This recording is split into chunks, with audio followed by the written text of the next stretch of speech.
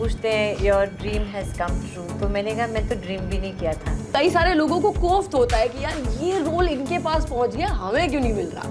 तो बात सुनते रहिए, हंसते रहिए। They are so good. So they are both very amazing experience I had just recently. So good ma'am. नमस्कार दर्शकों, न्यूज़ 18 हिंदी पर आप सभी का बहुत बहुत स्वागत है और मैं हूं आपकी होस्ट और दोस्त दीपिका शर्मा। देखिए, दोस्ती पर कई सारी फिल्में बनी हैं और जब भी ये फिल्में बनती हैं तो आपको कुछ यंग यूथ गाड़ी में घूमते, गोवा घूमते, बीच पर नाचते, मस्ती करते ऐसे ही लोग नजर आते हैं। लेकिन हम आपके सामने एक ऐसी फिल्म के बारे में बात करने वाले हैं, ऐसे दो कलाकारों को आपसे मिलवाने वाले हैं जिनकी उम्र आपके हिसाब से हो चुकी है, लेकिन उनके हिसाब से आपको इसके बारे में सोचना चाहिए, क्योंकि ऊंचाइयां छूने के लिए उम्र कभी आड़े नहीं आती मेरे दोस्त। और ये बात बताने वाली है हमारे सामने नीना गुप्ता जी और सारिका जी। आप दोनों का बहुत बहुत स्वागत है न्यूज़ 18 पे। सबसे पहले तो बहुत बहुत शुक्रिया एक ऐसी फिल्म के लिए जिसमें ट्रैवल के नाम पे गोवा दोबारा नहीं दिखाया गया है, गाड़ियां नहीं दिखाई गई हैं। एंड थैंक यू इतनी खूबसूरत लोकेशंस के लिए। मुझे ट्रेलर में इतना मजा आया, आप लोगों को शूटिंग में कितना मजा आया? सबसे पहले थैंक यू तो सूरज जी के अकाउंट में जाना चाहिए। हाँ, बिल्कुल यहीं से हम ट्रांसफर कर देते हैं। हाँ बिल्कुल। तो कैसा रहा मैम एक्सपीरियंस? सबसे पहले तो इतनी खूबसूरत लोकेशंस पे आप लोगों ने शूट किया। बहुत ही अच्छा, मतलब बहुत सारी लोकेशंस थी। जी। जैसा मैं अभी कह रही थी पेरेंट रूम भी हम लोगों ने ऐसे मतलब किनारे किनारे काम नहीं किया। हम लोग एक्चुअली लोकेशंस पे गए हैं, अंदर जाकर ऊंचाई पे जाके जी सब करके आगे पीछे करके। तो और वहाँ की खूबसूरती अलग है।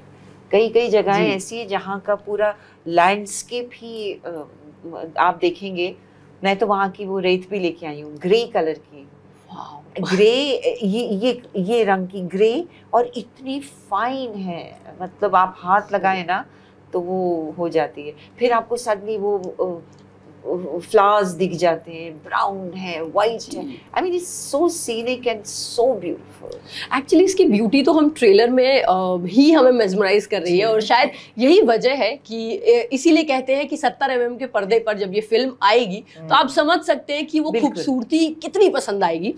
नीना जी, आपके पास में आती हूँ, लेकिन उससे पहले, इस फिल्म से जुड़ने से पहले आपकी किताब में पढ़ रही थी और उसमें आपने एक जिक्र किया है, खानदान आपकी फिल्म आई थी जिसके बाद काम मिलने में दिक्कत होने लगी, क्योंकि अक्सर इंडिपेंडेंट और अपने आप कुछ करने वाली औरतें लोगों को नेगेटिव शेड वाली लगती हैं।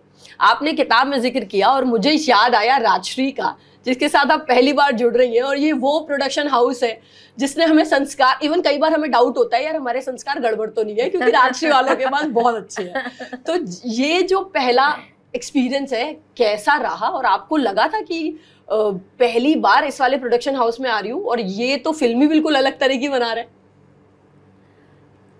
मेरे को पूछते हैं your dream has come true, तो मैंने कहा मैं तो ड्रीम भी नहीं किया था, क्योंकि 30 साल पहले चक्कर लगाते थे, उनसे मिलने का भी सौभाग्य नहीं मिलता था। और जब उन्होंने मुझे बुलाया तो मैं तो हैरान हो गई।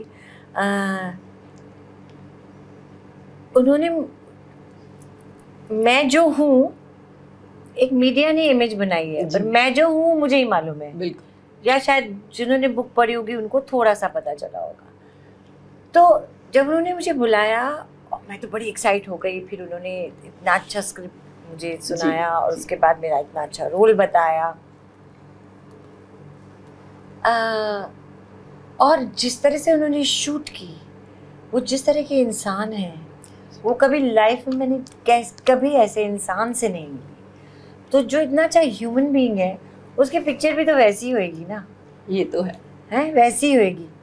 उनसे वो जिस तरह से हमसे व्यवहार करते थे, वो ऐसा कोई नहीं करा कभी मेरे साथ। इतना सुंदर, इतना सौम्य, इतना एक कामनेस है जो हमको भी मिली उनसे।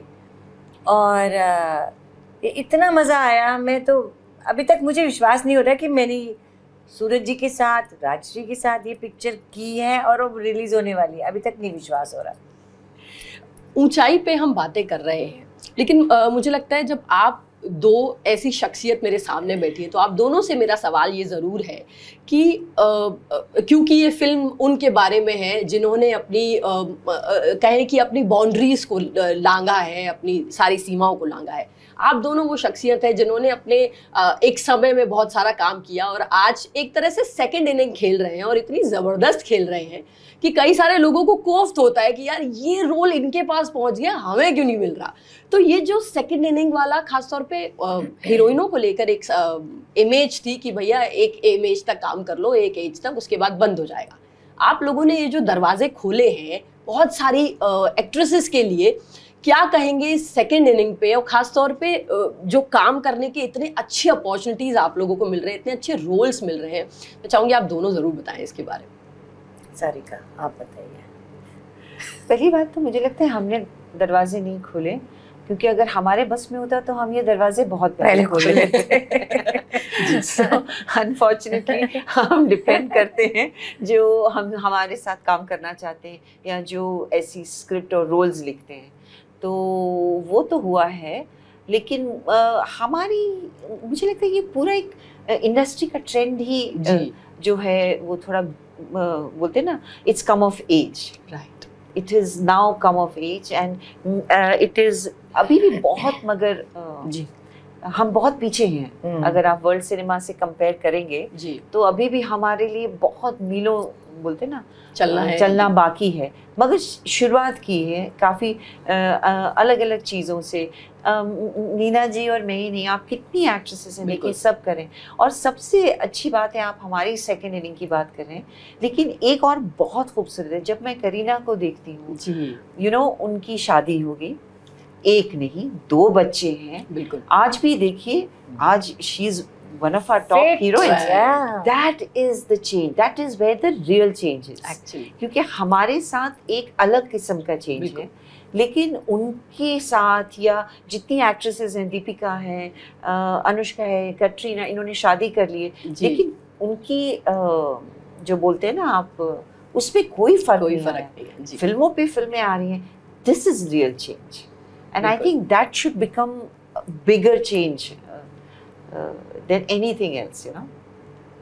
मैम आप कुछ कहना चाहेंगी? सब इन्होंने कह दिया, वही मेरा मानना है एग्जैक्टली कि यही है चेंज असली। और समाज में इतना सा जो बदलाव आया है ना, रियल वर्ल्ड में औरतें काम करने लगी हैं, अपना पैसा कमाने लगी हैं, तो साहित्य कहते हैं ना, साहित्य समाज का दर्पण होता है, तो ये भी साहित्य जो है, जो समाज है, उसके हिसाब से पिक्चर बनती है ना। तो ये जो बदलाव आ रहा है उसमें हमको भी फ़ायदा हो गया, तो हमारे लिए भी अच्छे रोल्स आ गए अभी। सिर्फ एक मम्मी कि बेटा खाना खा ले, कि बेटा हाँ तो देर से मत आना, ऐसा नहीं रह गया। मुझे तो एक ज़माने में तो रोल, और जब सिर्फ फिल्में थी ना, OTT नहीं था, TV भी नहीं था, तो रोल ऑफर होते थे कि मैडम माँ का रोल है, हीरो की या हीरोइन की माँ का रोल है। मैंने कहा और क्या है उसमें? एक फ्लैशबैक का गाना है। तो ये होता था, लालच मेरे को देते थे कि बाकी कुछ नहीं है, यही बेटा खाना खा ले, फ्लैशबैक का एक गाना है। लेकिन अब टाइम बदल गया है, which is very good actually, which is very good. बहुत सही आपने कहा कि मम्मियों की एक्चुअली हमने असल लाइफ में भी यही बना रखी है कि माँ बनते ही आपका काम ये है कि बेटा खाना खा लो, खाया या नहीं खाया, और उसमें हम खुश भी होते हैं कि आप इस इमेज में हैं। पर सारिका जी आपने बहुत सही कहा कि हम शायद बेस कैंप तक पहुंच गए हैं, ऊंचाई अभी छूना बाकी है। जब आप वर्ल्ड सिनेमा से कंपेयर करेंगे ना जी, तो उसमें लगता है, क्योंकि वो वहाँ ये सारे सिर्फ एज का नहीं, उन्होंने बहुत से बैरियर्स तोड़ दिए हैं when it comes to casting actors और specifically writing films for certain characters in life, you know. बिल्कुल, एक्चुअली ये जो चेंज है जो सिनेमा में दिख रहा है वो समाज में भी आ रहा है, और हम सब के बीच में भी दिख रहा है। हम लोगों को भी काम मिल रहे हैं, हम लोगों को भी एक सर्टेन एज में या एक बॉडी शेप में नहीं देखा जाता।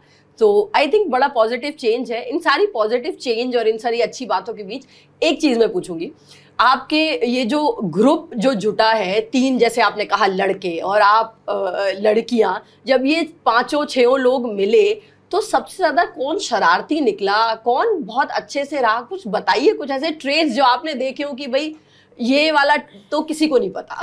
मस्ती सबने की, मगर मुझे लगता है अनुपम जी सबसे ज्यादा अनुपम सबसे बदमाश है, सबसे ज्यादा शरारती। और अब अनुपम और बमन मिल गए हैं ना, तो अब तो धमाल है। तो आप मुंह ही नहीं खोल सकते। हाँ, मतलब सुनते रहिए, हंसते रहिए। They are so good।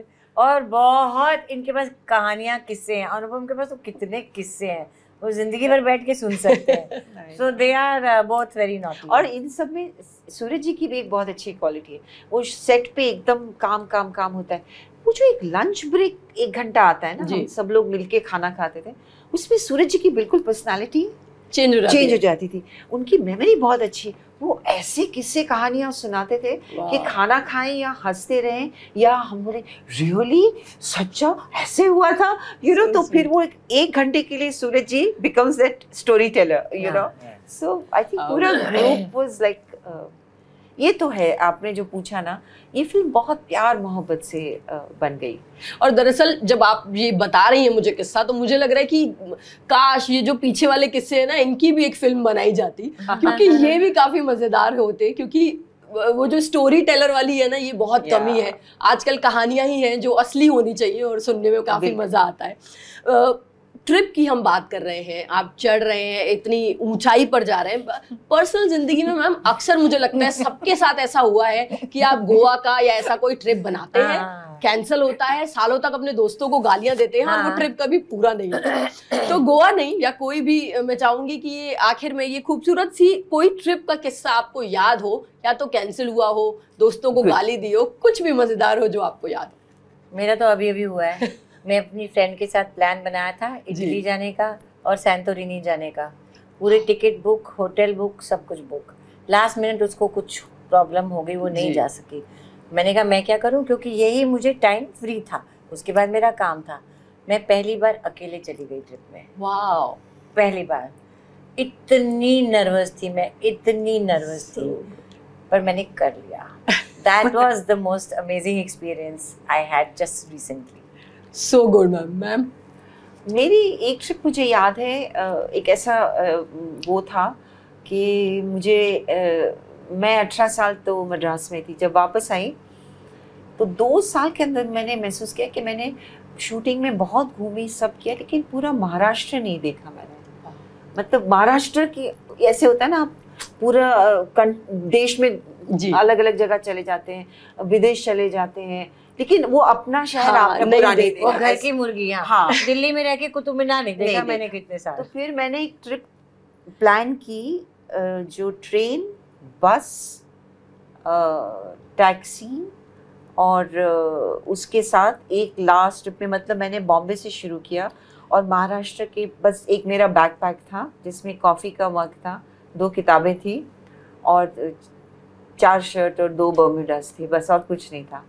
तो जहाँ चले जाएं करते करते तो पूरा बॉम्बे किया। बॉम्बे के बाद गोवा नहीं गई मैं मैं कर्नाटका में चली गई, और बैंगलोर, वो कर्नाटका का जो बॉर्डर है बहुत खूबसूरत, आप कभी करें, बिकॉज वहाँ पे पुराने किले हैं, और वो बहुत ही ज्यादा कर लोग जाते नहीं है, because it's just a route, you know. तो वो ख़त्म किया। बैंगलोर से प्लेन पकड़ के गई मैं कोयम्बतूर में मेरे फ्रेंड्स आए, उनका घर कुनूर में है, तो फिर वहाँ से कार जर्नी की। ये 1 महीना 13 दिन का मेरा ट्रिप। वाह।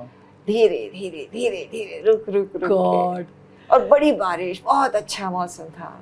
So nice। मुझे तो सुन के इतना मजा आ रहा है मैम। जैसे आपने बोला ना कुतुब मीनार नहीं देखा, मैंने भी आज तक अक्षरधाम नहीं देखा दिल्ली में रहते हुए। हाँ। तो ये हम सबके साथ होता है, लेकिन अगर आपके साथ भी ये हुआ है कि आपने दिल्ली में रह के कुछ नहीं देखा, मुंबई में रह के कुछ नहीं देखा, तो कुछ देखा या नहीं देखा, ऊंचाई देखिए। हो सकता है आपने एवरेस्ट का ये बेस कैंप भी कभी नहीं देखा हो, क्योंकि ये पहली फिल्म है जो एवरेस्ट के बेस कैंप में शूट हुई है। इतने खूबसूरत किरदार और इतने खूबसूरत एक्टर्स हैं इस फिल्म में, और कहानी तो मजेदार है ही, क्योंकि तभी इतने मजेदार एक्टर्स का जमावड़ा लगा है।